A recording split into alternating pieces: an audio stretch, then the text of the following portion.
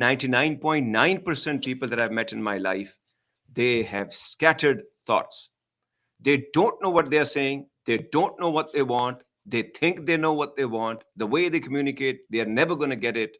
उनके इमोशंस उनके काबू में नहीं, उनकी ख्वाहिशात का एक घोड़ा जिसके ऊपर वो सवार है, वो कभी नहीं होगा और ना ही वो कभी सीखेंगे. क्यों?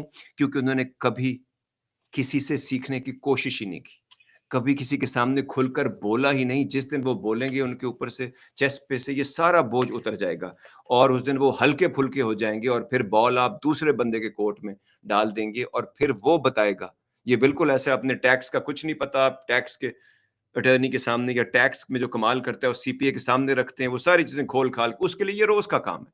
आपके लिए मुश्किल है. यही चीजें आदमी सीखता है, लेकिन ये हम बिजनेस में तो कर लेते हैं क्योंकि वो किसी दूसरे पे काम डाल दिया, थोड़े से पैसे उसको दे दिए, बात खत्म. लेकिन हम ये प्रोसेस सीखते नहीं हैं.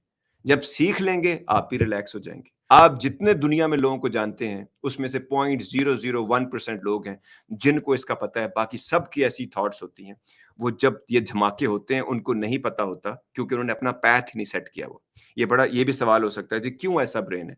क्योंकि उन्होंने अपने ब्रेन को माइंड नहीं बनाया, क्योंकि उन्होंने ब्रेन के क्लॉक के ऊपर अलार्म फिट नहीं किया हुआ.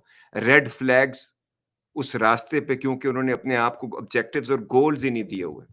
वो उस पे रोज काम ही नहीं कर रहे. वो उसके बारे में रोज रात को सोने से पहले सोचते ही नहीं.